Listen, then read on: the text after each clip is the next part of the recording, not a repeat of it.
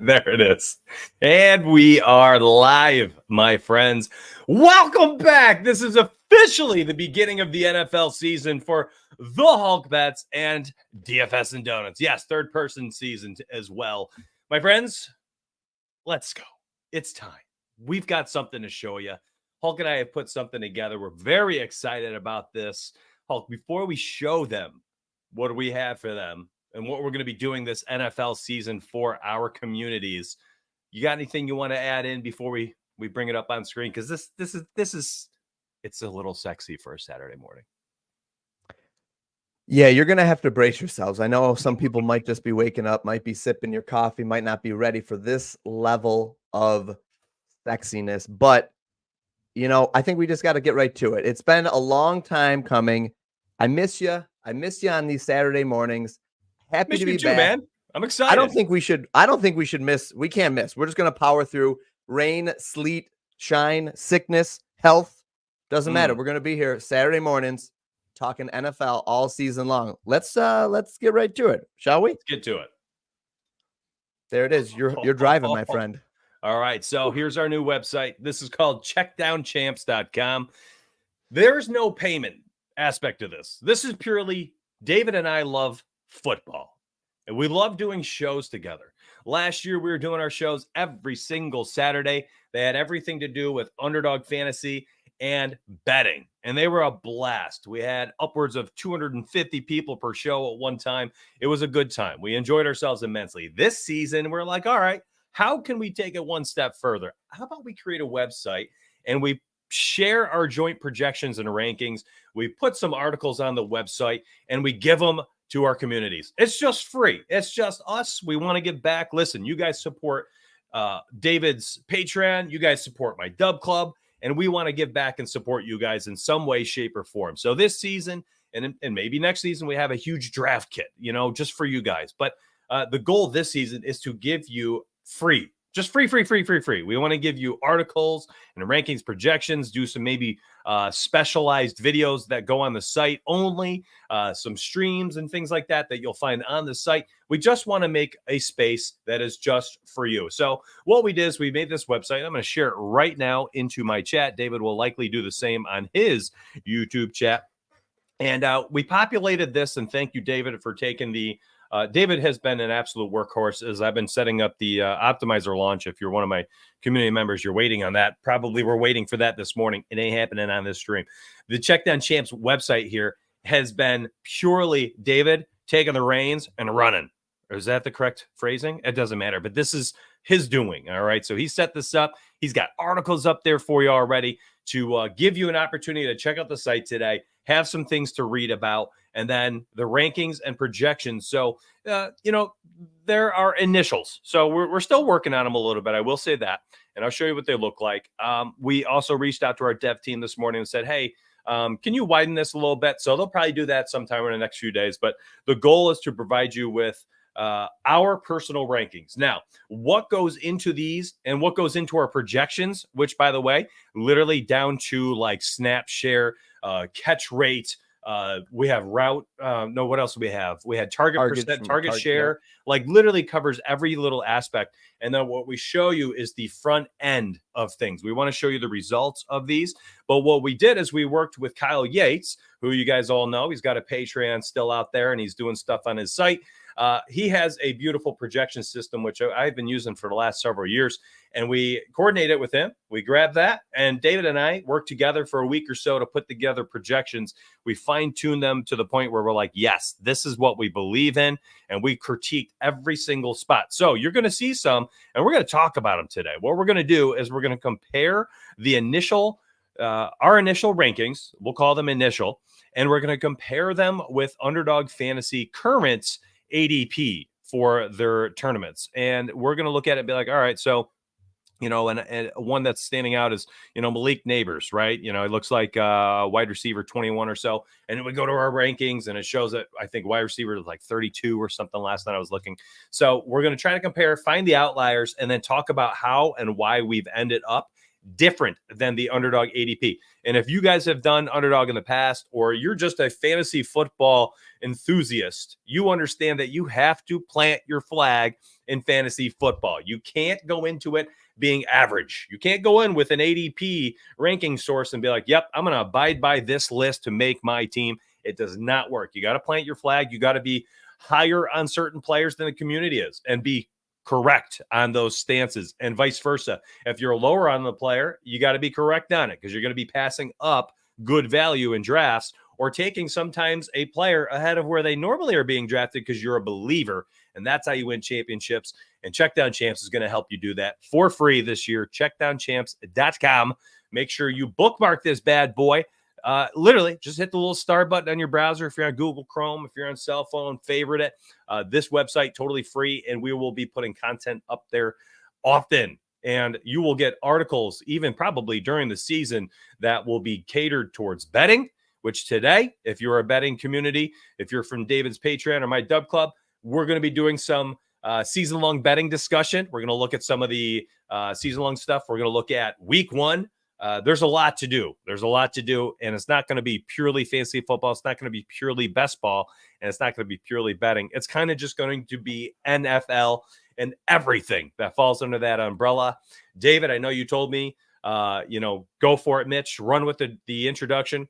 I am quite verbose when you give me this opportunity to stand up here and get in the zone. And I know you've been silent there for about 3 minutes waiting for me to finish. So I appreciate you. It's good to be back, man. Thanks for setting this up and coordinating. And I'm happy to be back on screen with you, man. I missed you, dude.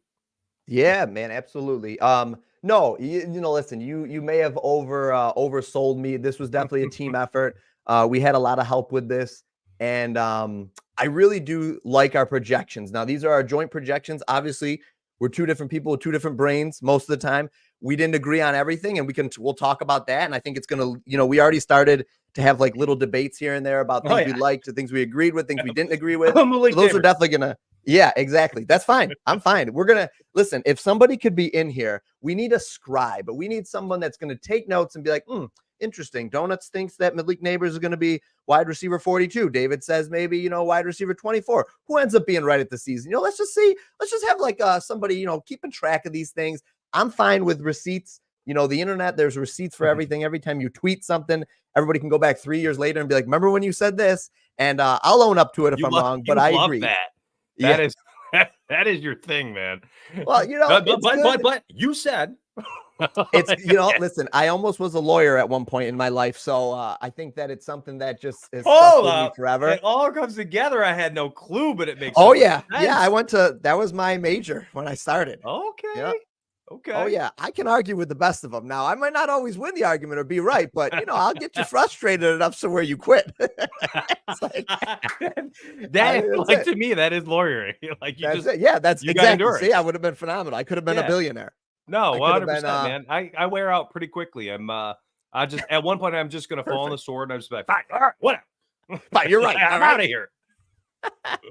But yeah, listen. So we're gonna talk about our joint projections. We're gonna go through them. We're gonna see where we may be really high on players. I think you're right though. At the end of the day, you have to take a stand on certain guys and be okay with being wrong at the end of the season. And if you nail a couple of those guys, a la Kyron Williams last year, then you have a chance to win a massive amount of money. And we're not playing underdog best ball just to compete. Right. We're not playing it, just to do okay, get our money back. We're playing it to be in the top 10 or take down a tournament at the end of the year. And that's ultimately the goal. And to do that, you got to take a stand and you got to be willing to be wrong. And if I end up being wrong at the end of the season, so be it. Yep. Yeah, man, we're here to get paid. Listen, website's free. And it's free because honestly, we feel like we're doing a good job. We feel like we know what we're doing this year. And we're like, hey, how can we help the community out that supports us? The website's free. That's our way to support you in return. No charge, my friends. Just use the site. Bookmark, honestly, because you're going to get content throughout the NFL season. Now, You just alluded to one spot where you're like, all right, so we have got guys we feel like are league winners. We've taken stands on them. Listen, this is off the cuff, but I saw this yesterday, and now I'm concerned about it. So J.K. Dobbins, my friends, is all the way down here. He is like, next time what I should do is download these rankings. Matter of fact, I'm going to bring up Fantasy Pros on the side, and I'm going to look at their ECR because now I do want to see like what the rankings are on best ball according to the Fantasy Pro experts. Because a guy that I have been heavily drafting this year is J.K. Dobbins out there in LAC. And they had him up on a press conference yesterday, and he was talking with everybody. And then I saw a few big names on Twitter quote tweet the video, being like, "Got to go all in on this guy. He's going to be RB1 out there." And I expect J.K. Dobbins to skyrocket up the underdog running back ADP. I don't think he's going to be in the 50s anymore. I think within a couple of weeks, you're going to see him in the low 40s, maybe high 30s. He's going to start getting drafted as an RB3 or so. I think he's a phenomenal opportunity to start off with like the zero RB theory, go heavy on everything but wide running back through the first about 4 to 5 rounds. Try to end up with about 5-ish, 4 to 5 wide receivers, I think is like the standard these days through the first 7 rounds of the draft, which is 84 picks. Your goal is to try to get 4 to 5 wide receivers. And that way you can target those later round running backs, those, 9th round, 10th round running backs where you're getting some decent value out of them. A guy like J.K. Dobbins, I've been able to draft. What is his ADP now? His ADP on this is going to be my goodness. I mean, that's like round 15 or 16 down here. I can't do quick math as a running back, but honestly, I think you're going to have to start taking him like the 13th round or so. He has been somebody I've been going all in on. If you wanted to talk about people who we have a major difference of opinion on the upside, this is my guy. This is my plant the flag. I think he has the opportunity to win you a league, win you your 12-man league on Underdog, win you your fantasy football league. I love J.K. Dobbins. I'm a massive believer in his talent. The only thing we are missing out on is the health factor, but that is baked into the ADP. That is why everyone's afraid to draft them right now. So I'm all in on J.K. Dobbins. I probably, if I went and looked at my exposures right now, would probably be one of my top 3 or 4 running backs drafted alongside the guy right above him, Ray Davis, out there in Buffalo. Yeah, I think that, health is the biggest thing. He's never been able to stay healthy, literally in his career. I mean, he's in a great spot. They're going to run the ball a lot. They're in a 3-headed monster running back, though. So I'm curious your thoughts on Kamani Vidal and Gus Edwards out there, because I do think that they're going to deploy a little bit of a running back by committee, even if it's Gus and JK being the top 2 guys. And here's the problem, though, is that if Gus stays healthy, what is J.K. Dobbins' ceiling, essentially? Like, I think he is consistent, but is he going to be the guy to win you the league? And you could make that argument, I mean, depending on where you're getting him. So I guess I would say I'm with you at his current ADP. He's being drafted right now about running back 54 off the board at a current ADP of about 174. And so, I mean, I think if you're looking at who's around there, he's a great option, but if he shoots up, I'm going to have a lot less interest in him just because he's one of those guys you just got to show me you can stay healthy. And I'm not going to be, I don't want to be too overweight on the field on a guy like that. If I'm just not so, I mean, they went out and drafted Kamani Vidal for a reason. They grabbed Gus Edwards. I mean, it's basically the Ravens running back room essentially. And I think Dobbins' talent's there. It's just, is he going to be able to stay on the field? He's kind of in that tier of like guys like Christian Watson, which I'm a little more in on Christian Watson than I was previously, because I've read some good things about his hamstring and his hamstring rehab and stuff. But like, he's one of those kind of guys, or even, I don't know, there's a couple of guys though that like Hollywood Brown, I think guys that like, have had some injury history through the years. And it's like, especially at that running back position, especially if he's going to get a decent amount of workload, which we both think he will in that, Jim Harbaugh. I don't know which one it is. I can't remember. One of the Harbaugh brothers is the new coach there. So he's obviously going to come in and run the ball a lot, but it's like, can Dobbins stay on the field? And that's my biggest thing with him. So I'm interested more now where he is. If he start as running back, running back 54. That's what he is on Underdog. Yeah. I mean, he's 53 for the experts on Fantasy Pros as well. So he's they align. I like him better than I like him better than Ray Davis, but not as much as Chuba Hubbard or Tyler Well, I like him more than Tyler Algier too, just because of his setting. So yeah, there's I mean, that's what you have to look at. It's, would you rather have a guy like Chuba Hubbard who's at least going to get the first 6 weeks of the season for sure, like 100% of the carries, because Jonathan Brooks is injured and he's on the PUP list and he won't come back for 6 weeks? Or would you rather, and then, you know, and then when he comes back, he might lose his thing. Chuba Hubbard's going to get 85 plus, I think. Because who else do they have? Do you know who their other running back is? That's a strong take to expect Chuba to go out there and be a 20 plus carry running back this season for the first 6 weeks of the season. Hey man, listen, we all got to plant our flag somewhere. Chuba's been out there and he's performed in the past. I think those are prime examples. Let's dive to the more important position that everybody cares about right now. Let's go down the list. Let's go quarterback, running back, wide receiver, tight end. Okay. We'll go through. We'll pick a couple guys out for each section, and we'll talk about some sports betting stuff after this segment. I think this is going to be. Yeah, I know. I think this is going to be fun. It's NFL. It's everybody likes to talk about it. Everybody likes to listen. Everybody likes to chime in. Speaking of chat right now, while we are going over players, we want you to come on to this weekly show, and don't just sit back, sipping your coffee, relaxing, chilling out, maxing and relaxing. You know, we want you to dive in. We want you to be a part of it. We made this for you. This show is for you. We want to be able to be here on screen with you every Saturday morning, 9 a.m., talking sports betting, talking fantasy football. That's what we want to do. And our goal is to do this year round. We're talking 52 weeks, man. We don't want to stop. We want to keep doing this all year. So come on here, you hop in chat, and while we're talking about players, we're talking about our stances, our opinions, or our projections. We want you to sit there and be like, no, or yes, I agree. Fire off your comments, man. There's no pride involved here. This is literally a free website where we spent, I don't know, probably 50 or so total hours invested into getting the projections up and the website up. We just wanted to have something fun to do with you this year. So help us make it fun in chat with us weekly. And remember, if you're here and you're one of our betting members, just hang tight. We're going to get the betting stuff at the end, but I challenge you also to pay attention here, because I think a lot of this stuff is applicable for your fantasy football leagues, and especially for Underdog Fantasy, which, heck, at this point, if you're not on it, you're missing out. Underdog Fantasy is just about one of the most fun things out there.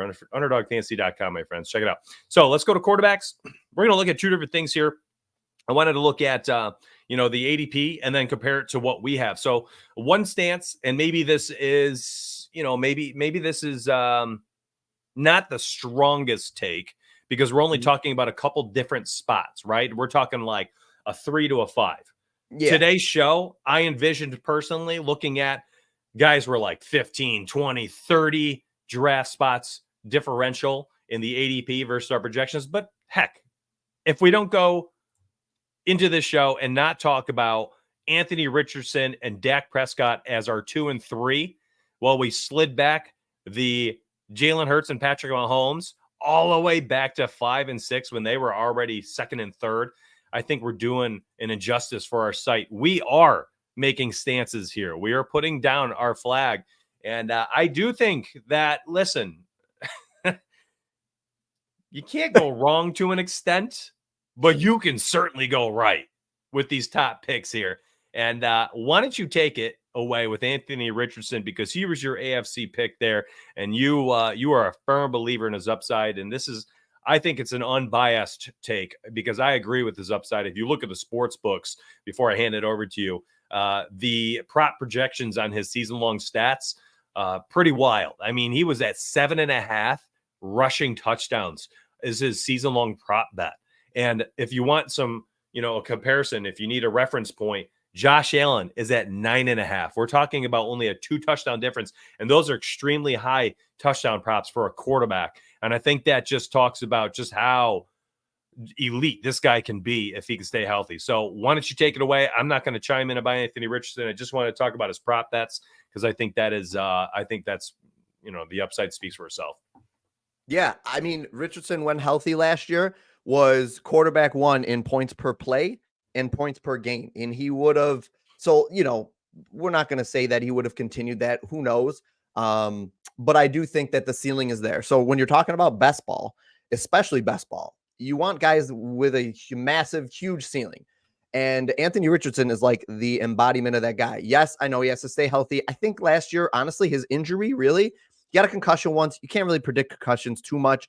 I think he's smartened up a little bit about taking hits at the goal line. The shoulder injury was truly like a freak injury. Shane Steichen already came out and said, are you going to stop a guy like Steph Curry from shooting threes? No. Basically, what he was getting at is that they're not going to stop Richardson from running. That's a part of his game. It's going to continue to be a part of his game. He's basically Josh Allen, but bigger, stronger, and faster. Now, he might not be better right now. I'm not saying that, but bigger, stronger, and faster are statistical facts.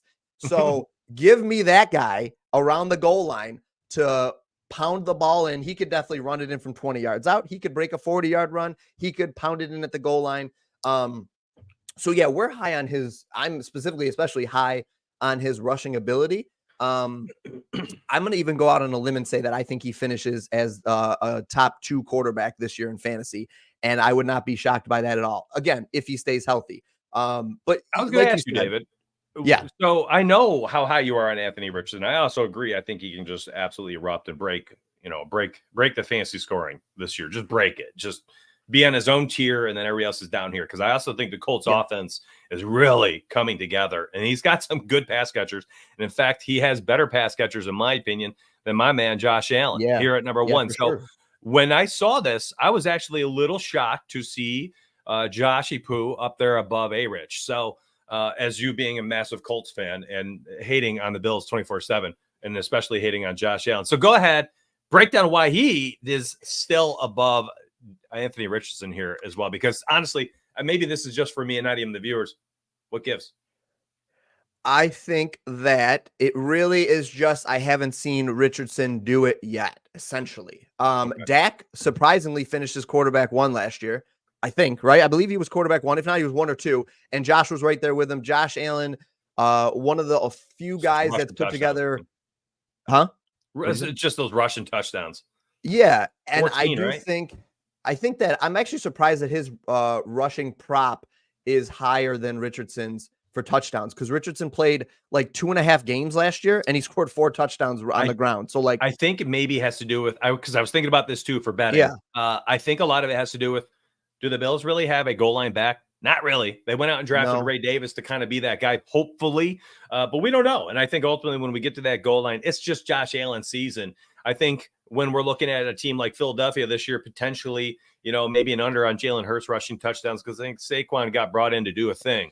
And I think they're going to want him to do that thing and that score points for them. So I think Saquon might take away. And I think that potentially, and who knows if this, like, his upside's massive. I know he's such a big and fast dude. Maybe it's just a Jonathan Taylor factor. It could be. Yeah. And listen, I think that as a Colts fan, so putting fantasy aside, as a Colts fan, I'd like to see him hand the ball off to Jonathan Taylor in the red zone, because that is what that guy is there for. He's there to take those hits. And I don't like, if I'm a Bills fan, I don't want to see Josh Allen taking those hits at the goal line, or, being the guy inside 5-yard line to have to do the dirty work. I want to see Josh Allen staying clean. I'd like his jersey to be clean. I want my quarterback's jersey to be clean at the end of the day, because that's what keeps him healthy. Richardson taking those hits is what got him hurt last year. So I think it's just, we haven't seen Richardson do it yet. Again, I mean, he was a rookie last year. Rookie quarterbacks are going to take their lumps. So essentially, he's almost like a rookie again this year. He's going to take his lumps, I think. I'm not saying that he's going to be, that I'm not saying definitively he's going to be a world beater. I'm just saying it's absolutely within the realm of possibilities, and it's not that far fetched, essentially. So Josh Allen's there until somebody shows me that he's not there. I do think that his receiving core has taken a step back this year, obviously. And, he's going to have to do more of the Josh Allen superhero type stuff, which is good for fantasy. I don't know if it's good overall for the Bills, but for fantasy, I think it's a good thing. He's going to be a huge part. He's going to have the ball all the time. He might be called on to run more, like you said, might get those goal line carries more than maybe he should. But again, actually, I guess I'll say this is my last thing. If you look at this list, like you said, like, these are guys in this top 5 range. If you're doing an underdog draft, if you get any one of these guys, draft the guy that makes sense for your team at this point. There's not massive differences, I don't think, between in fantasy output between a Dak, Josh Allen, Lamar, Patrick Mahomes, Richardson. Like, they're all good. Now, picking the best guy, if you do that successfully, you'll do great. I think Richardson has the highest ceiling. I have some concerns. We talked about Dak and was surprised to see how well he did last year with the core he has around him. And I have those same concerns this year. But am I afraid to draft Dak Prescott? The answer is no. All these guys, you really can't go wrong with these top tier quarterbacks. But yeah, so don't, like, at the end of the year, when Anthony Richardson's the quarterback one, you heard it here first, ladies and gentlemen, because I've heard a lot of people that like Richardson, that think he's good, whatever. I haven't heard many people say that he's going to be the quarterback one or even top. I think he's drafted as the 5th quarterback off the board on Underdog, 5th or 6th, depending on the room you're in. I'm taking him top 1 or 2, I would say, at the end of the season. So, got you. I like it. I just needed to hear your Average talks first of the season. I'm going to hear a lot of it for the rest of the year. So, God willing. Is there anybody on the quarterback list you want to talk about specifically that you're like, oh, wow, we were way different in our projections versus what the community had, or excuse me, yes, the Underdog community? I mean, one of them I was thinking about was Jordan Love here, where we have him all the way up at number 7 on Underdog Fantasy. He looks like he is quarterback 11 right now. Quarterback 6, 7, 8, 9, 10 or 11 right there. We have Jordan Love. So, it's 3-4 spot differential. I think quarterback's a tough position to be like crazy different than the rest of the community, because if there's any position that everyone kind of is able to analyze similarly, it's going to be a position like that where there's not a ton of options and you're able to take a nice broad strokes view of a team, a schedule, previous results, progression in their career, talent wise, scheme changes. Like it's quarterback's just easier to analyze, in my opinion. And that's why you're going to see, rankings lists where, like, listen, if we were like 4 or 5 spots different, like Jordan Love, or taking a stand on Dak Prescott or Anthony Richardson, where it's 3-4 spots different, that is significant in that position. Now, a position like running back, wide receiver, that's where you're going to start to see some really crazy separation in the rankings. I'm fine with moving forward, but if there was one that you're like, let's talk about that one, Mitch, bring it up. This is your pick. Or I want to talk about this guy because I'm high on this player. Please, by all means. Well, I think that you bring up a good point with Jordan Love. It looks like he's being drafted about quarterback 10 right now on Underdog. I think that really what I love with Jordan Love is a good team, good and a great offense with great weapons around him. Really, the sky's the limit for Jordan Love here. I mean, he's got all the talent around him. He got a big contract. I don't know if you saw that yesterday. Literally got signed to a huge contract yesterday. So he got paid like he deservedly should. And his weapons around him. I mean, he's got 4 solid receivers that you would draft around him. That people are drafting. I don't think any of those guys are going undrafted at the end of the Underdog drafts right now. And he's got Luke Musgrave as his tight end, who's no slouch, and Tucker Kraft, who's injured. But so he's one that I think that it's probably smart we're a little bit higher on. Dak, we have him at number 2, and he's being drafted around quarterback 9 through 11 right now on Underdog. So we're pretty different there. And I think the other guy that we have to mention, well, I'll mention a couple of guys maybe, but Kyler Murray, we might have to look at our rankings on Kyler Murray again. Yeah, we might have to look at Kyler Murray. Oh, Dak? Yeah, look where he goes. Oh, my goodness. What a steal. You can get him in the 9th round. Now, I think a part of that, honestly, is just so if you're new to best ball, if you haven't really been drafting on there, you want to be stacking your quarterback with wide receivers, maybe running backs, more so wide receivers and tight ends. I think the problem is that who are you going to stack Dak Prescott with? The answer is CeeDee Lamb and then maybe Brandon Cooks. Jake Ferguson's fine, but look at some of these guys. 84, Brandon Cooks, dude, he's been at like 98 or so. I've been drafting a ton of him. Yeah, I think he's good at his ADP. He's not going to make you feel as excited, though, as these Green Bay receivers that are going much higher. You got Jalen Reed, you got Dontavian Wicks, Romeo Dobbs. Listen, I would take Dobbs, Reed, and but they're all right there. They're all together. Yeah, but they're just a more exciting draft pick. I think that's what you're seeing. And Christian Watson, that's the other one. Christian Watson. I was going to say Green Bay's easier to stack. Absolutely. That's why. So I think that drives ADP to some extent. Okay. I think we're a little low on Kyler Murray. I do think we probably want to look at our rankings and maybe bump him up. I think Kyler, if we could see Kyler 2021, listen, 2021, 2022, I think he was like I have it on my article on He the was website, but I incredible. think Yeah, he it was was like third he or was like, something, right? yeah, like top 5 quarterback Yeah. the 2 years he was healthy. I think he's back to That's being an healthy. issue. James Conner's there Well, taking touchdowns away now too. I'm not so worried about that because I don't even need the touchdowns out of Kyler as much as I just want the floor of the rushing yards. And he has better receivers than he's ever had there too. So I do think that the weapons around him and Trey McBride and Marvin Harrison Jr. really help Kyler. I also don't think he's should be going behind Daniel Jones, which in our rankings right now, we've got him behind just one pick behind Daniel Jones. So we probably want to take a look at that. I think the community has him at like quarterback 7 maybe or 8, which I think is maybe a little bit, that's probably about the realm, I would say. I So I would think slide he's a him up guy. here to like 16. If I'm looking at it now and I'm looking at this, I'm like, all right, He's where got can to we go? he's got to be above Deshaun Watson. That's my threshold. I think I he's don't think better I than, can and put I him think above these guys though. Goff, Lawrence, no, I'd throw him Purdy. right in there with it. Purdy's probably Purdy might be a little bit low too. But yes, I agree. I think that he's better than Watson. I'd have him right up in that area probably. So we'll look at our rankings. Listen, guys, these are going to change daily, weekly, whatever. We're going to be going in and constantly doing these. As Mitch said, like we did this for hours, and I just want to and show we'll people always be tweaking the betting community. I don't know why am I doing it that way. Let me just bring this. Got a Kyler Murray bet? No, but I just want to show people, my friends, Dak Prescott being drafted 9th on Underdog Fantasy. We have him. I should say I have him as number 2 on our projections. That it was very much a strong lean for me where I had to just pull David with me. I'm like, come on, he's going to be great. It's just I love him this year. If you look at his betting props, there's only one other quarterback with a 30-plus touchdown prop this year, and that's Patrick Mahomes at 34.5. Literally, no other quarterback on DraftKings Sportsbook is showing any passing touchdown prop at 30-plus, other than Dak Prescott and Patrick Mahomes.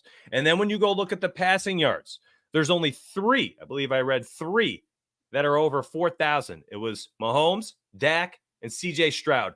And I think there were 2 guys who were on the cusp. It was Joe Burrow, I think, was like at 4,000 exactly, 4,000.5. And I can't remember the other. There was another one was super close. But again, so he has the tied for the second highest passing yard prop. He has the second highest passing touchdown prop. You can stack CD if you get the first, 3 picks. Hopefully you can grab them.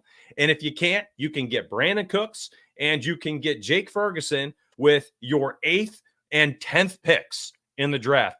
And by the way, might I add, because Underdog Fantasy has him going so low right now, you can essentially stack the potential number 2 quarterback with 2 of his top 3 pass catchers with your 8th, your 9th, and your 10th picks in a row. You can literally go 3 picks in a row, Dallas, Dallas, Dallas, and you are set up for a potential league-winning stack.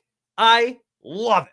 So I've been drafting a lot of Dak Prescott. I've been drafting that specific trio at the 8, 9, 10 over and over and over again. You better have 50% Dak then. You better have because I think that, if you're going to take that take, which I don't think is wrong. He goes around guys like DeAndre Swift, Zach Moss, Raheem Mostert, Cortland Sutton, Brock Bowers, and then right there with Jordan Love.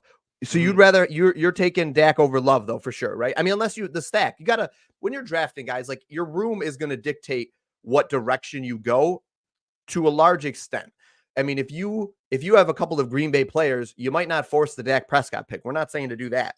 But I agree, at his ADP, I have him ranked personally as quarterback 8, only because really you've got guys like CJ Stroud and Joe Burrow with much better weapons around them.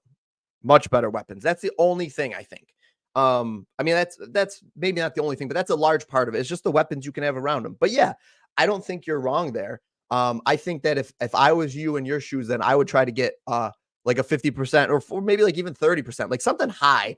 I think a lot of people end up at like 20% of a guy they really like. But if you're that strong on him, pretty aggressive, I think, to be over 40%, 30% I think if you're trying to win though, and you feel that strongly about Dak being your quarterback 2, and he's going at 9, that's such an immense value when you're talking about quarterbacks, because there's only like a certain amount you're taking, that is a good spot to take a stand. And here's the thing. if you're wrong, what are you wrong? He's quarterback 10, 12 maybe? You know what I mean? Like, you're not going to be, unless he gets hurt, you're not going to be lost. You know what I mean? You're still going to be competing. You're still going to be competing. Yeah, no, you're right. I'm looking at my exposures right now. I have him at 21.2%. That's my second highest exposure rating for quarterbacks. Number one I currently have is Jared Goff, going as QB 15.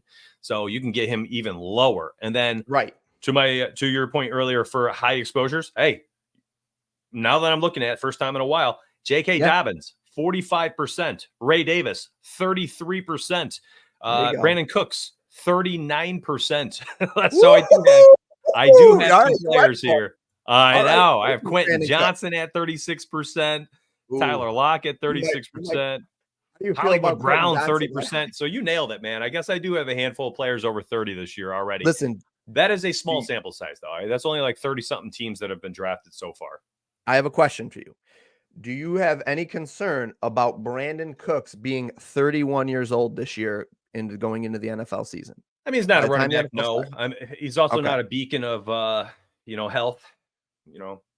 Give me 13, 14 games out of a, was it 10th round draft pick? Sure. I'm fine with it. And that's a good point. And that's what I think people need to understand is, like, we're talking about it in relation to the ADP where they're being drafted. Is Ray Davis Mitch's favorite running back in the NFL? No. Correct. But where he's being drafted, and a slender James Cook, one injury, and we can get into a list sometime of these guys that are one injury away from being absolute Kyron Williams level last year, potentially smashes. And there are a couple of these guys out there. And so at his ADP, that's a great spot to be heavy on a guy. I think that I have a couple of guys that are like that too, similar to you. Tyrone Tracy's one of them. There you go. Bam. Throw them out there. That there are these guys that they're one injury away. Tyler Algier is one injury away from being an incredible smash. So at his ADP, it's okay to be higher. And I think you can do that with these later round picks. I think you can do them on the bookmarks. You can do it with the beginning picks, because more than likely, if you draft Puka instead of AJ Brown and AJ Brown smashes, Puka's still going to have a good season. He might not smash like AJ Brown, but he's still going to have a good season. You're not lost. If you get a late round guy wrong, or you're a little bit higher on him than you should be, you're probably not lost either. It's that middle round there. If you take a guy above ADP, or you're taking a guy at X amount of percentage and they just stink, that might end up hurting you more so than what you're going to end up with at the beginning or the end of drafts. So it's all relative, guys. Everything we say is all relative, really, in relation to their ADP and X, Y, and Z. So just looking at chat right now. Let's pay attention to chat a little bit too in the middle of the show. Try to bring up some comments on screen. Watson Love stack is solid. Division is going to be tough. Yeah, I think that is a good concern, a good point, and something to be concerned about is just that that NFC North is going to be nice. It's going to be a brawl. It's going to be a brawl. I think he's not wrong. SD says, was big on Dak my first 3 drafts. Glad you agree. Heck yeah, bro. Let's get paid. Well, or it could be brah or bro. It could be brah. Also, I want to bring up one thing before we move forward, okay? 2 things, actually. Number one, should have said this at the very beginning. Again, it's been like 3 months since I've been on stream. I know. Please like the video right now, whether you're watching on Dave's channel, watching here, whether you're watching on Twitter. Like, favorite, heart, thumbs up, whatever platform you're seeing this on. Yes, retweet. Thank you. Do that. Help us with free content for our free website, for free for you, by just clicking for free one of those buttons. And then, hey, if you are watching this later, just comment after. Let us know what you think of the show, or if you're going to be coming back every Saturday morning, 9 a.m. Does not change.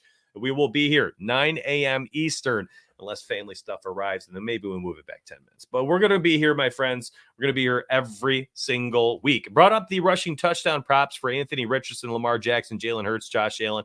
I was incorrect in one thing. I didn't know Jalen was this high. He is at 9.5 still. So maybe that does indicate that, out there, him and Saquon are going to be fighting for scraps this year. I would assume one of them's going to take over and end up scoring a ton of touchdowns. The team will stick with that hand or whatever's working. The other person's going to be, clawing their way towards their rushing touchdown prop. I don't think it's going to be very sweaty for both. I think one smashes and the other gets wrecked as far as their touchdown props go, in which case I think one of them probably has an incredible fantasy season while the other does not. I do want to bring up one thing, and I read this recently. I can't remember his name because it's just been a second since I read it. The offensive coordinator for the Eagles, or maybe it's the quarterback coach for the Eagles.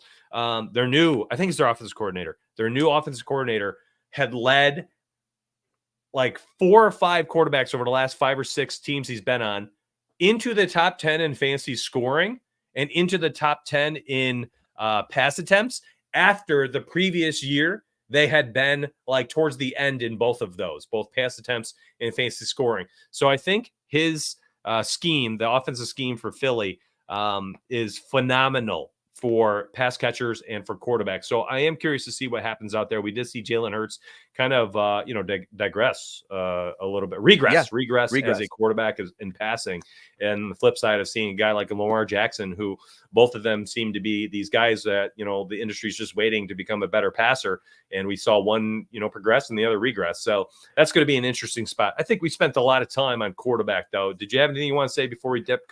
Or before we move to running backs? Because I see you chomping at the bit. Kellen Moore is the guy you're referring to too, because I saw that. And honestly, once they lost Shane Steichen, I'm still worried about that, because Shane Steichen, I think we've seen, is like an offensive genius. Losing him last year, I think we saw, was the biggest issue Jalen Hurts had. Their play calling was not creative. It was sloppy. It wasn't great for their offense in general. I do think Kellen Moore gets back to some level. I don't think that he's as good as Shane is calling plays. But I do think that that's plus up for, that's a boost to Jalen Hurts. And I agree with you. I think this is a perfect time to segue into running backs, because Let's guy that you've talked about how high you are on is Saquon Barkley.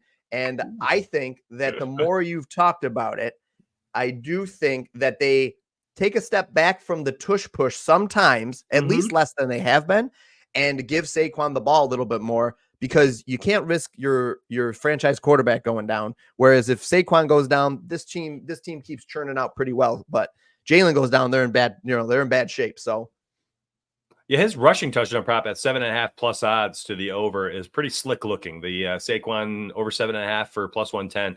I do like. At running back, we have him currently as RB4. Let me go look at our actual projections, because I have really, really been enjoying our projections as well. So I want to see what our touchdown projection is for Saquon Barkley.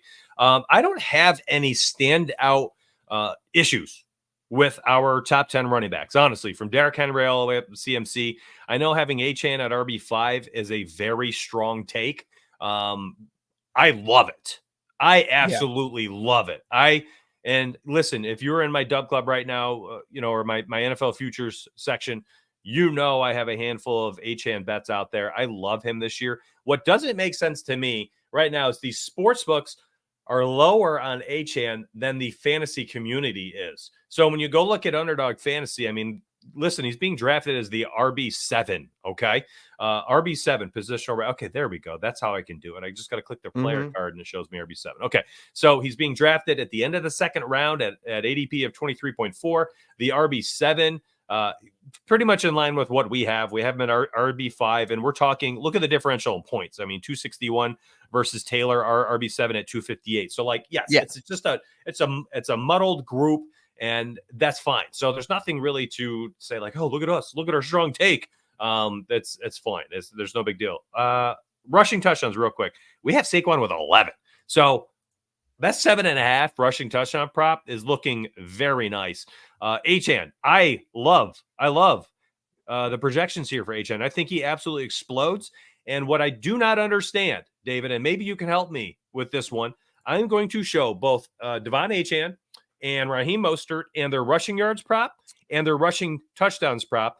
And then we're going to talk about what last season's stats were, kind of how they ran the offense, and then compare it to what the books are projecting here. And you tell me, is the fantasy community correct, or did the books set better lines and we are way too high on what the fantasy community is and where we are, which aligns with the fantasy community? Because if the books are correct here, the fantasy community is going to be very sad this year, or vice versa. If we are correct and the fantasy community is correct, then the books are about to get robbed, my friends, because these lines are so freaking low. It's not even funny. Like, it makes no sense to me. I must have passed Raheem Mostert while I was talking. There it is. Right there. There you go. Raheem Mostert rushing touchdown 7.5 plus odds to the over for a guy who ran for 20 touchdowns last year. Achane, I believe, had 8 rushing touchdowns in 103 rushing attempts my friends. Achane had over 800 rushing yards last season on 103 attempts. His props at 750. Mostert had over 1,000 yards. He had the bulk of the carries last year. I think that meets in the middle. I think you're going to get 180 or so. If Achane stays healthy, I think maybe upwards of 200 rushing attempts. I think Mostert is on the shorter end. I think he probably ends up with 150, 175 or so, in which case this probably is a little sketchy. But I think the rushing touchdown prop for both, I think, is a little low. And the yards for Achane is like 250 yards too low. Like the 1,000 yard prop on DK Sportsbook, I believe, was plus 330 yesterday for the alternate 1,000 yard rushing prop this season. And that is a play that I'm on this year on Sportsbooks for NFL futures. I love Achane to smash the over in everything. And I love where we have him in our rankings.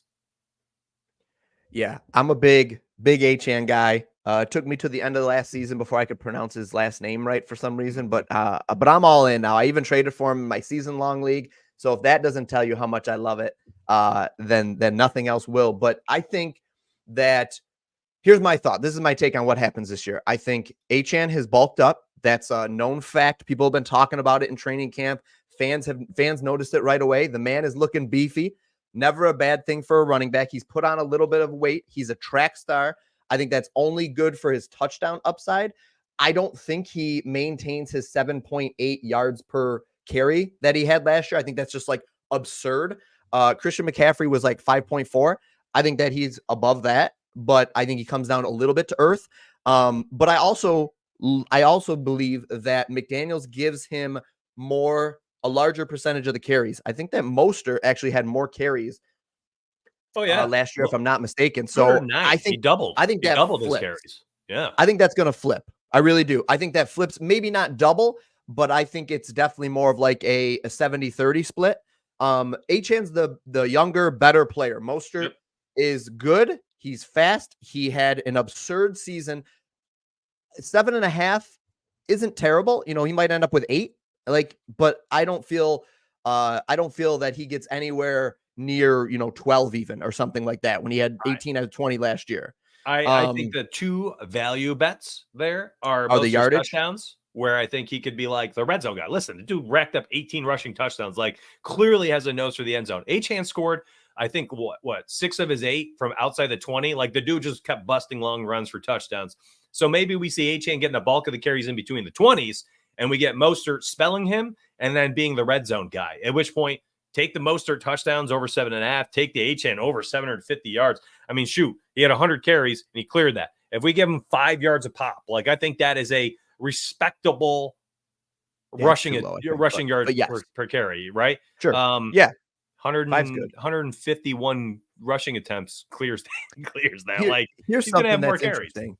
I think that personally, I believe that Mostert goes back to where he was in like 2022 with the Dolphins, or like a 2019 season where he gets around maybe 150 carries, which would give him about 890 to 900 yards at 5 yards a carry, which is good and respectable. Before last season's eruption of 18 touchdowns, the most he ever had in a season was 8. I think that's kind of where he lands back between 8 and 10, and Achane takes a bulk of the load. And I really want to see Achane get more of those red zone carries and it be more of like a 50-50 split in the red zone.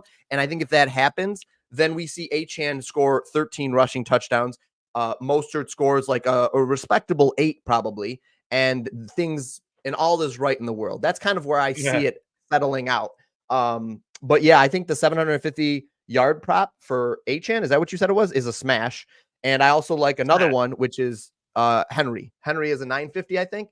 That's also a smash to the over for me. So I brought that up because I saw it on your screen.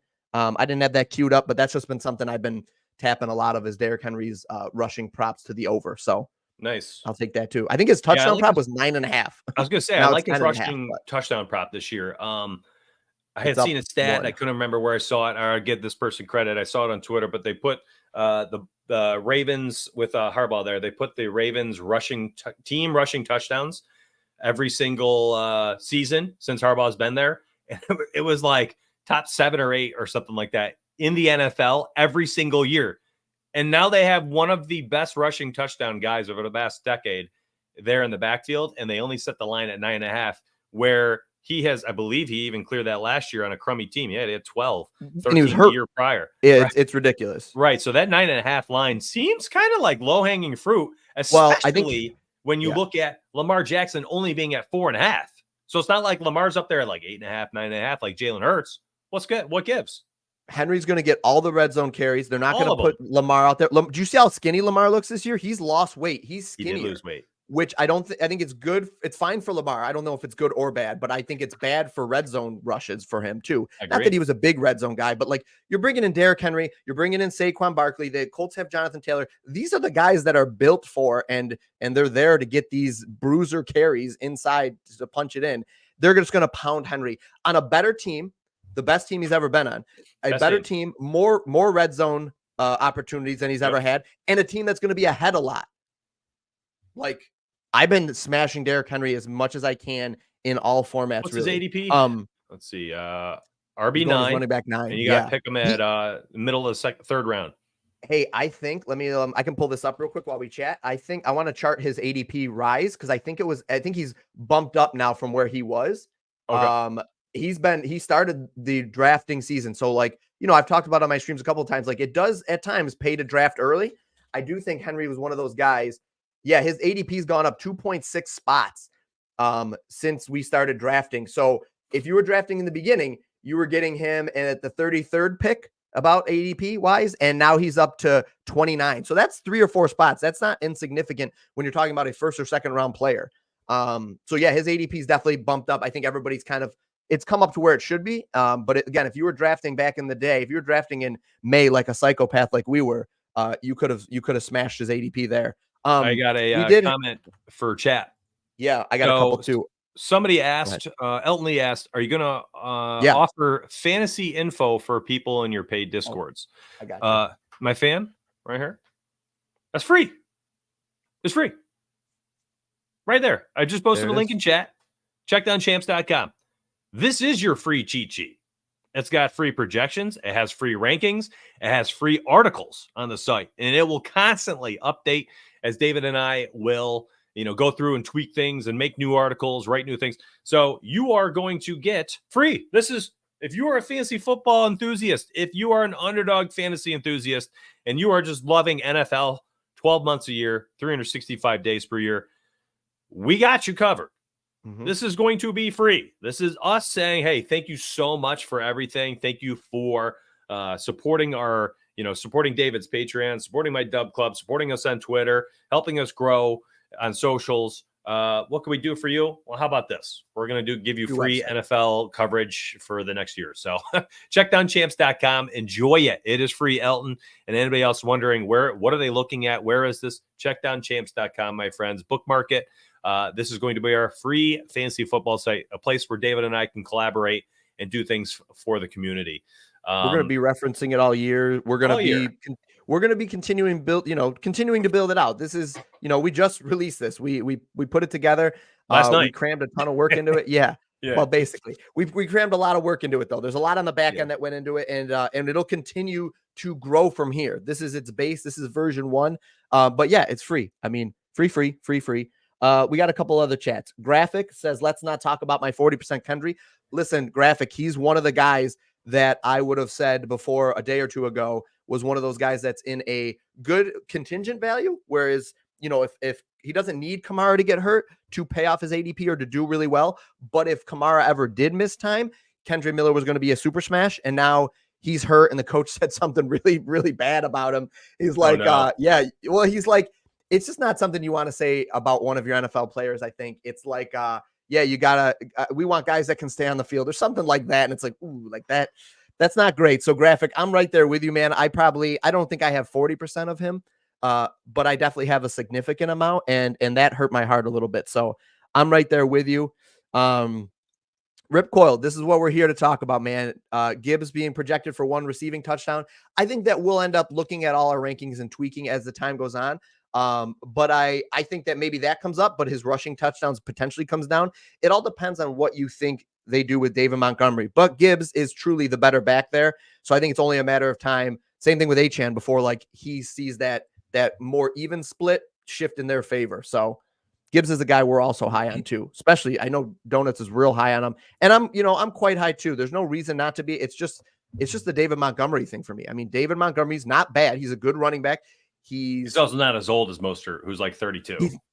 Right. He's like 27 or something. He's almost, I think he's like something. Yeah, exactly. So exactly. That's a great point. And like, so he doesn't necessarily need to go away from a football standpoint. It would actually behoove them to play both of them relatively equal. I know.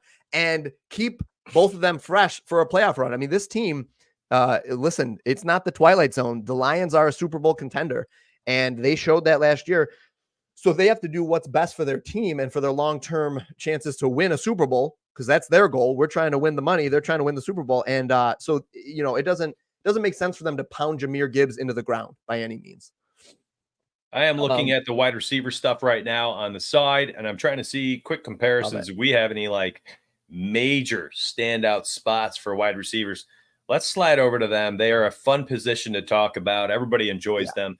And maybe the first one I need to talk about is going to be Marvin Harrison Jr., elite talent, absolutely elite talent. And I am telling you right now, I'm seeing an issue with my own NFC projection where I have Malik Neighbors at 26, who I'm not as high on as a guy like Marvin Harrison. So, we talked about it in the beginning. These are initial, right? Listen, that's a lot of teams, a lot of players, a lot of positions to be, putting our betting model. Well, essentially you could use these projections for that, but we are putting a lot of effort into this, and there will be tweaks that need to be made. So for instance, Malik Neighbors at 26, I actually like him there. I think that's a good spot. I think it's, listen, the community has him at wide receiver 20. I just don't believe in Daniel Jones.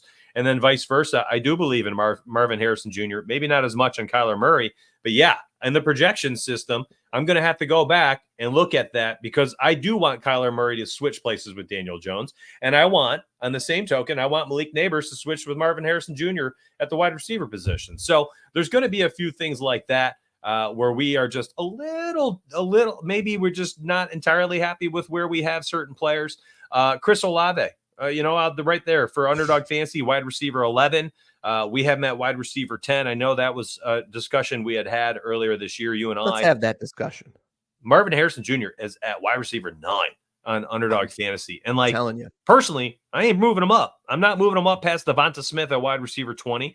I'm not moving him up there past Devontae Adams at 18, Terry McLaurin F1 at wide receiver 19. I like the quarterbacks. I like the upside. Out of those players, Cooper Kupp, Brandon Ayuk, like I can't put him against Jalen Waddle, Deebo Samuel. It doesn't stop. Like I can't move him above those guys. So I do think that I am willing to move him up to probably wide receiver 21 ahead of Pickens, Watson, Amari Cooper, Michael Pittman, Chris Godwin. But that's about it for me. T. Higgins, I probably need to move up too, or I would want to move up at wide receiver 27 this year. Listen, what do you think? Do you think that Marvin Harrison Jr. is as good of a prospect coming out of college as Jamar Chase was? Or let's say even better, potentially. Just different quarterback spots, that's all.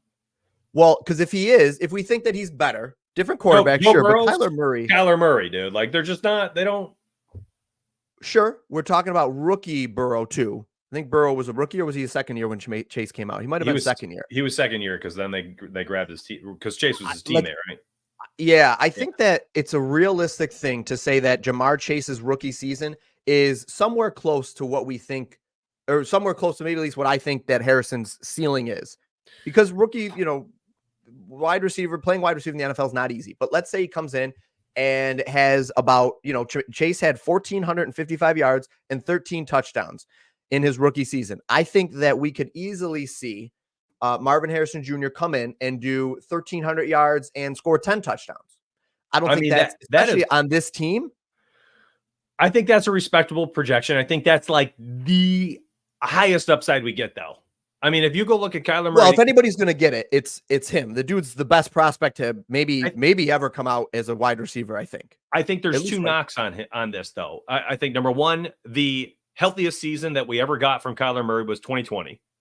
And he maxed out at 3,900 passing yards and 26 touchdowns. Since then, we've lost games And pass attempts every single season to where we saw 3,700 yards, 23, 18. We saw 24 pass touchdowns, 14 and 10. And then every single time that he continues to get hurt for the past 3 years, subpar backups come on the field and tank the offensive upside of everyone on the team outside of the running back and James Conner. So my concern isn't so much the talent. Please don't put me on that map. It has nothing to do with talent. Same thing with Malik Neighbors. I think these guys are phenomenal talents. But I look at Kyler Murray, and I don't think he has the arm to support a wide receiver top 10, a wide receiver 1 for Marvin Harrison. And if he gets hurt, I absolutely do not think the backup can go out there. And let me look it up real quick. Arizona, I can't remember who it was, but I wasn't impressed.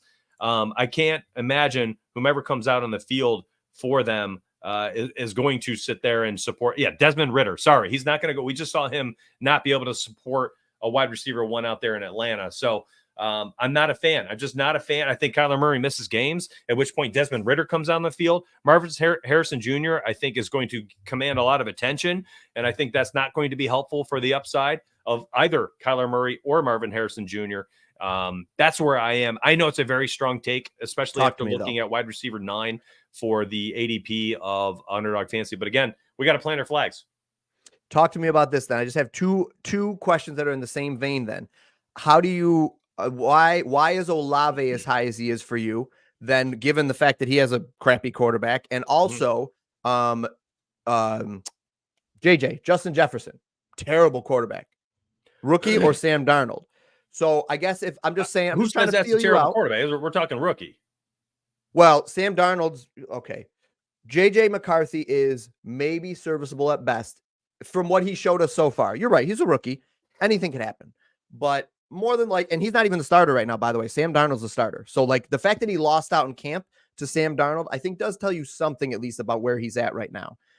We've seen what Sam Darnold can do in the NFL, and I'm not impressed. So I'm just trying to figure out, and you're not wrong, and you're right. You got to plant your flag. I think that's what I'll just say. That's why I'm hesitant on a guy like Olave, because he's in a similar situation, but way less talented than Marvin Harrison Jr. Sorry, to anybody that thinks that's not the case.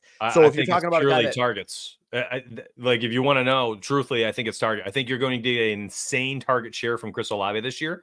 I mean, even last year, he really, I can't remember the target share off the top of my head. I wasn't ready to answer this one, but he had a high target share. There's still no Mike Thomas. I think the running game is going to suck this year. I think we get an aging Elvin Kamara, who has looked worse and worse over the last 2 years of running the football.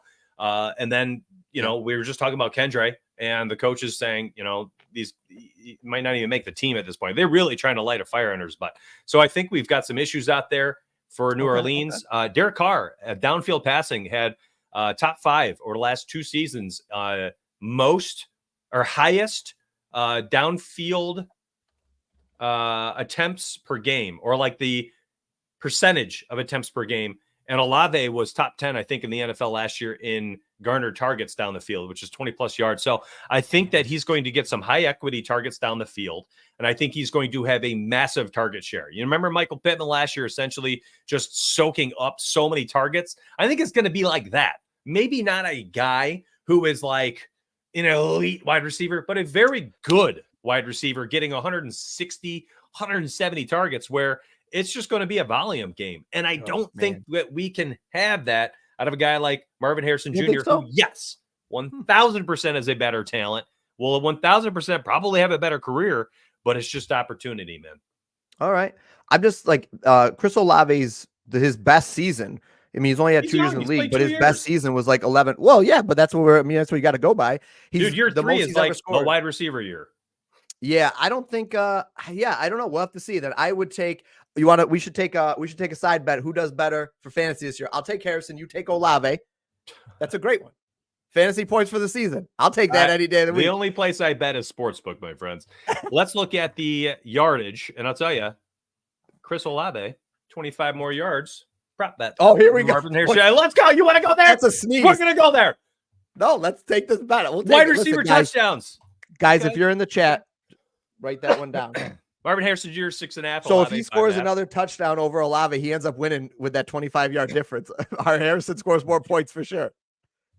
Because I think, because 25 yards is 1 point or something, I think. Do they have receptions props? That needs to be the decider. Let's see. I think, okay, so Olave got 138 targets last year. I don't think 138. that's, yeah, I don't think that's out of the realm of possibility for Harrison. So that's my thought. I was like, okay, you're going to give me, oh, yeah. Who else do they have? They got Trey McBride. That's it. Then they got our darling Greg Dortch. You got to look at their offense. Like, dude, they're not going to go out there and chuck the football. They're not very like good. that. They're going to be throwing the ball a lot, too. The same scenario as New Orleans. Arizona? Not going to be very good. Oh, yeah. What's Arizona's win prop for the season? I don't think they're that. I mean, I think Arizona's an okay team. They're going to be like in that middle ground, I think. I don't think Arizona's a world beater or anything. I think they're kind of right there with New Orleans, I think. That's my preseason take of record-wise, you know? I think they're kind of similar boat. If you had control of the situation, you're saying you're moving Harrison up to where, and where are you dropping Olave? Well, okay, so in our rankings, let's look here. Let me go ahead, back throw it to up on your screen for me. Yeah, all right, I got you. Take over. Whoop. Oops. Hide that bookmark there. Free plug. Rankings. Let's see here. Let me open it up. I think that it's totally fine. You're right. You align more with the industry on this. Your rankings align more with the industry on Olave. On Harrison. No, on Olave. I mean, sorry. Need to switch. Sorry, I meant on Olave. Okay. On Olave. All right. So I think, so give me, all right. So perfect world. I think Nico jumps Olave for sure and settles in right there. Mm-hmm. I think these three guys, DK, Garrett Wilson, and Nico Collins, very similar as far as production. I might even take Nico out of the three of them. But Garrett Wilson, listen, has never had a good quarterback. Last year in training camp and stuff, him and Rodgers were just clicking like that. Personality off the field and stuff. I just think Garrett Wilson has a high ceiling this year too. But so that's what I would be looking at. I would drop guys like Olave and London down a little bit. And then I'd move somebody like Waddle, Ayuk up, and where do we have Harrison? Oh yeah, I think Harrison would be right up where Ayuk is, and Ayuk would be higher kind of thing. I would put Harrison around Cup. The more we've been talking, and I'm looking at the prop stuff, and I already said I wanted to move him up to about 20. Yeah. I think I probably move him up to like 15 or 16 at this point. All right, okay. Yeah. Because honestly, you know me, everything's betting, right? So come from a place of betting, and when I look at prop projections, and I'm seeing you were having similar projections as the guy I have ranked 10th, well then either the 10th guy needs to move down, or I got to move that guy way up. That's fair. I think that I move him up to like 15 or 16 by Monday or Tuesday when I go in there and dabble. Yeah. No, I think that's totally right. And listen, again, the industry says Olave and London kind of deserve to be here. I mean, mean, the target Olave. I have for him, 168. I think it's just going to be volume. It's not a talent. Sure. It's just volume. That's fair. I mean, he had good volume last year. Also, Olave was like a guy who was like giving up on deep routes sometimes and stuff too. So you can't factor that in, but it's just something I just think that when I saw it, I was like, man, does this guy have what it takes to be drafted with DK Metcalf, Garrett Wilson, Nico Collins, who has shown me he can do it. Nico and attached to a much better quarterback. So you know what? Do you mind if we pivot a little bit to let's talk the Houston wide receivers. Houston and Chicago, I think, are two similar circumstances, different quarterbacks. I'm not putting their quarterbacks together, but similar circumstances as in they're in a crowded wide receiver room. So what do you like to do with these two teams? What is your thought here? And you could take one of them, I could take the other, or we'll talk about them both. But what do you do in these crowded rooms where, you might get the guy one week that smashes, but then the next week it might be this guy's turn? Mm-hmm. I think it's a tough spot. Are we talking in regards to like ADP and how we're going to draft? Yeah, I think we should always probably talk a little bit about that if you're, within that mindset a little bit, or at least start there if you want, but go wherever you want with it. I think in general, it's just a tough spot. And I'll just say it just to kick us off, to give it to you, is like, I think that Houston, great quarterback. We know what we're going to get. And to me, there's two clear-cut favorites, and I think they maybe are obvious or not, but that are on that team. But then when you get into a team like Chicago, we don't really know what we're going to get out of Caleb Williams. I don't care how many camp videos I see. Rookie, being a quarterback in the NFL is tough, especially for a rookie. And then you've got like a target monster like Keenan Allen there. So what does that do to the other two guys that are there and that are, DJ Moore, especially more established? So yeah, wherever you want to go with this question, I think it's a good question, because if you're a person that, let's say you have, you have one of those two quarterbacks on your team and you want to draft one of their partners or whatever, what direction do you go with? Yeah, take ADP into account a little bit too. Yeah. So, man, this was actually something you and I talked about off camera, maybe like 2 weeks ago. Because I was talking about Caleb Williams, and I had initially had him in the top 10 for our ADP. And then I was like, man, that's just so freaking high for, we don't know what we're going to get there. And there's so many other good quarterbacks, right? And especially when you get guys like Jordan Love and CJ Stroud going like 9th and 10th, right? Brock Purdy 14th. So I had to slide Caleb Williams down. And I think ultimately it's tough, right? Odunze, Moore, Allen, these guys, Cole Kmet really came on last year as a wide receiver. Yeah. All three running backs are pretty decent out of the backfield. Swift, Roshan Johnson, Khalil Herbert. So it's like, I think truly, and this is very similar to Houston, I think the play is to just take the quarterback. He's just going to be another quarterback on your roster. I don't know if I can stack anybody because I agree with you. I think that everything just gets kind of spread out. And when I did the projections and the catch percentage and all that and target share for these guys, I'm going to throw this on screen. You want to show them this? Are you okay with that? Okay. Sure. So like when I did the NFC teams here, as we split, huh? Don't show the formulas. No, I won't. No, I'm just you can see like the targets for Moore, 114, Odunze, rookie, phenomenal rookie with elite talent, 94 targets, 121 for Keenan Allen. The veteran's going to get his. And you're seeing all the camp talk, Caleb Williams and Keenan Allen rooming together, hanging out all the time, blah, blah, blah. Like, I do think the veteran comes in and leads the team in targets. I think the veteran experience wins out with DJ Moore too. Yeah, exactly. And I think that you get a lot of downfield equity out of a guy like Odunze. And that's with 550 pass attempts, which is a healthy amount for a freaking rookie. So it's hard. I don't know if we have any upside out of those three guys that pays off their current ADP. So I am not a fan with that one. And then same thing out there in Houston. You could talk about Houston as you did the AFC. I don't know if I like anybody, like literally any of them.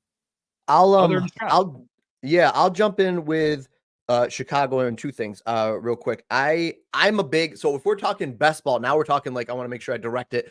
Underdog best ball, I think it's always a good idea to stack, because if you get that stack and, there's a couple of the weeks of the season where that guy's not the guy or whatever, you're not dead in the water more than likely, because hopefully you have some other players that are still doing well and carrying the water. And you're basically drafting that stack for the week where they go nuclear together and it is their week. And then you've got the nut spot. So essentially, like, that's why if you guys have watched my stream, I talk about it all the time. I am a firm believer in stacking, even if it's like a late round pick, because I think that it just raises your ceiling that much more. Will it always hit? No, but it raises your ceiling, I believe. I think the problem with Chicago is I agree. The problem is Chicago is, and this is an exception. I just don't have a lot of Caleb Williams in general, and I don't have a lot of this receiving core. Yeah. I would have to look, but I bet you I'm like sub 5% on all of them, which is kind of crazy, because that might be, and I wrote that in the article. I think it was one of the things I said in the article is like, this is not a team I'm drafting. I'm just not clicking these guys. I'm going around them. When I have the opportunity to draft them. Same with Houston, always. Right? Oh, now Houston's a little different, I'll say. Houston, in my opinion, is too good just to fade like Chicago could be. If I'm wrong on three Chicago, wide receivers are being taken in the top 36, though. I know. Three rounds, all three wide receivers. Come on. What is the community doing? That's wrong. That's not okay. I don't love. Well, I think that it's twofold. It's like, we've seen what Stroud can do. And if Stroud takes a leap, I mean, I don't think he goes backwards from his rookie season. So like, let's say that Stroud takes a leap and they just continue to throw. Crowded AFC South division where these games are going to be potentially shootouts. Mixon in to throw more though. Potentially, yes. And I do think that that's a part of it too. I'm taking Nico Collins and or Tank Dell, stacking him with CJ Stroud and calling it a day. I have no interest in Diggs. If he bites me in the butt, so be it. But that's the direction I've been going on this. Like, I think it would be unwise to have no exposure to this team, because this offense could be that good, especially when you talk about it. And Stroud, unfortunately, since he's not really a running guy, I don't love taking pocket quarterbacks as naked in drafts. So naked just means I don't have his weapons. Now, And the one thing they have going is they don't really have a great tight end. Nobody that's really going to pull a ton of targets away or anything like that. So I like that. I think that you're going to get the production from these 3 receivers, and that's it.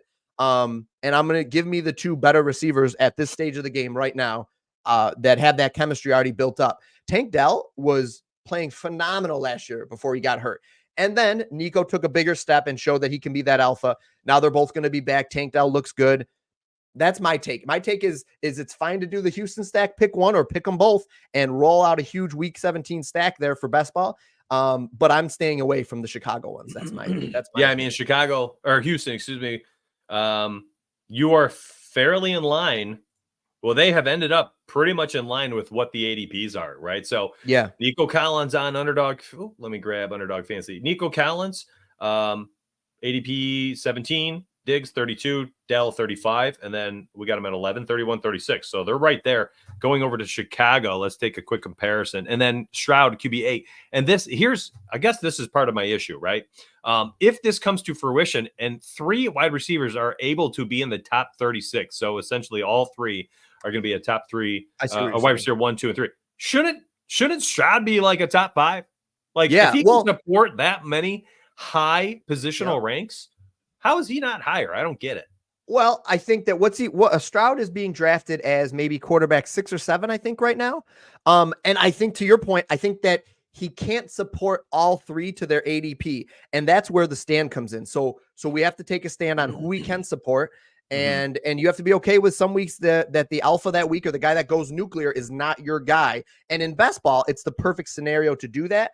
But I'm drafting these guys for the week where they do go nuclear and give me, in that scenario, Collins and Tank Dell over Stephon Diggs. But you're right. You bring up a great point, guys. And this is how you need to be thinking when you're doing your drafts. If we're projecting, or if the industry is projecting these guys to be that high in their ADP, then Stroud maybe should be like the top 3 quarterback, because he's going to have to smash in order to support those guys. Or two of those things cannot exist. Either he's going to be smashing and his wide receivers are going to be smashing, or if he's not that guy, then somebody's getting hurt by it. One of his receivers are hurt by that, and they're going to be coming in and at returning value at lower than their ADP. And for me, that guy's Diggs. So freaking Diggs. I'm going to share this link in chat one more time here. David, as I'm looking at the time, I know we started a little late today because we were trying to figure out the dual stream stuff in the background.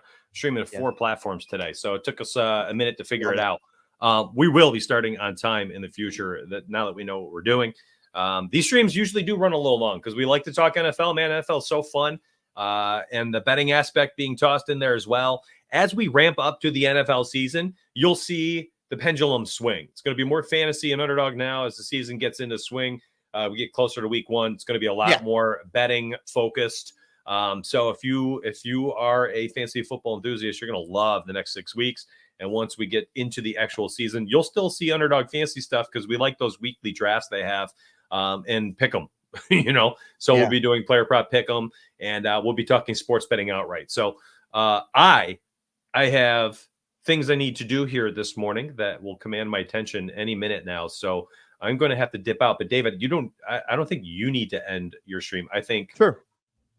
Actually, this is something to think about. Am I able to end mine? It's a great question. Let's try. Hold on. Well, okay. Before I'm going to remove Twitter's, remove this destination from stream. Oh yeah. Let me see if it stops it, and then I'll try the same thing on YouTube. It looks good. It looks like it dropped off for Twitter. Well, it looks like it on my screen that it dropped off for you. This is magical. We have just upped our games. I mean, holy smokes. Did it drop off? It looks like it dropped off. Well, give it a second to refresh and stuff. I think it did. Check it in a second. Okay, and let me try it for YouTube. And hey, if it works, everybody here watching, thank you for coming today.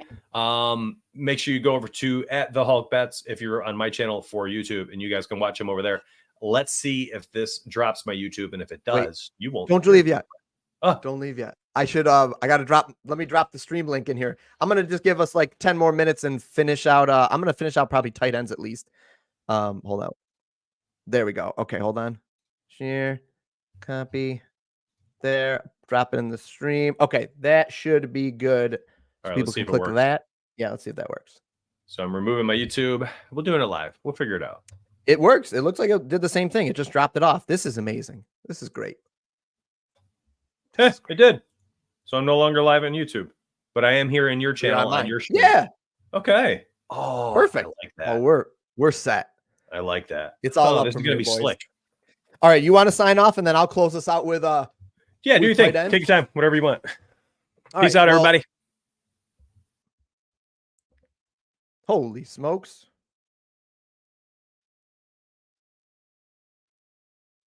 There we go.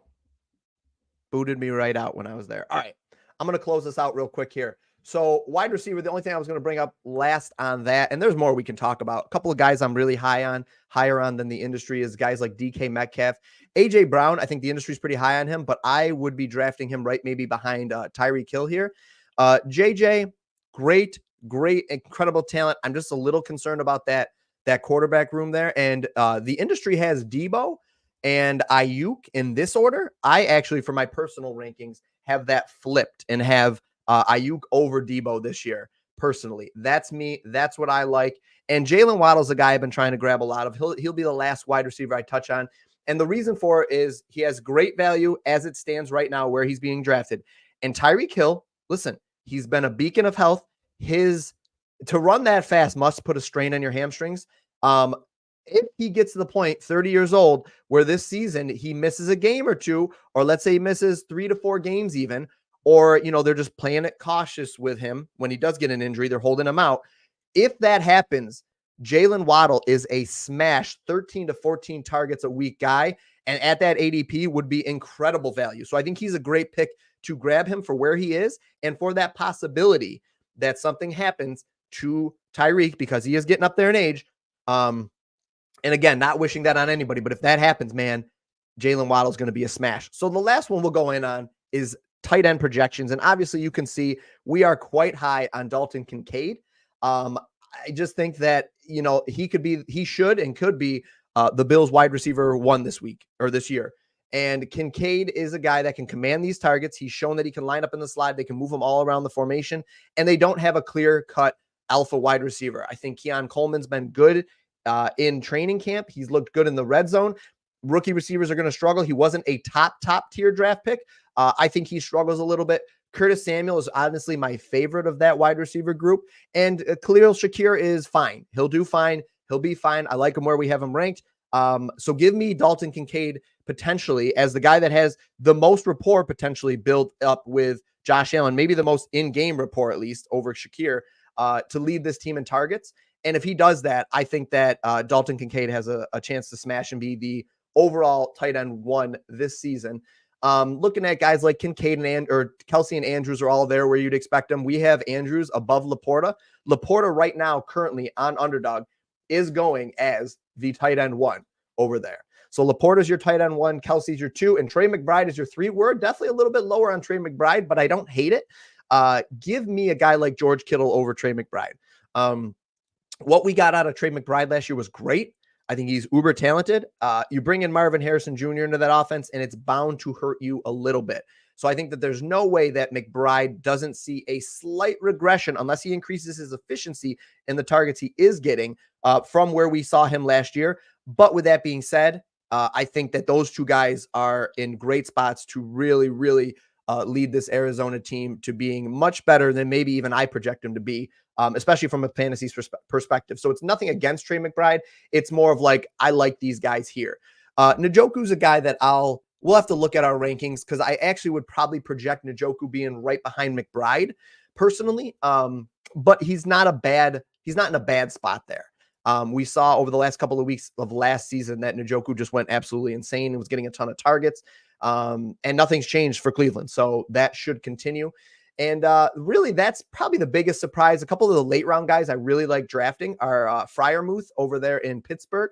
And I really like a couple of guys like Jelani Woods from the Colts. Noah Fant is a guy that I'm probably going to have to bump this projection up a little bit. I'll be honest. Musgrave's fine there. Ben Sinnott is a rookie. out of Washington. He's been a fantasy darling of the industry. He's a guy that is uber athletic. Just got to see what he can do. If anybody is going to be that rookie that comes in and sort of breaks the mold this year, outside of Brock Bowers, obviously, because that dude is incredible and he's going to be a smash, I think it could be Ben Sinnott. We're going to get into a little bit more of like a sleepers tight end, sleepers running back, wide receivers, that kind of stuff on another show. So I won't go too much more down it. But if you're looking for a late round, almost forgot to mention my favorite one, which is Hunter Henry. This guy right here. Hunter Henry is my favorite late round tight end to be drafting. Another tight end I think that could end up leading his team in targets is Hunter Henry there. New England has an unproven, untested core of receivers there with Drake May coming in. Hopefully Drake May is the starter. He might not be, but I think it's only a matter of time before he is. And I do see him leaning heavily on a guy like Hunter Henry. Hunter Henry has shown us that he can be versatile.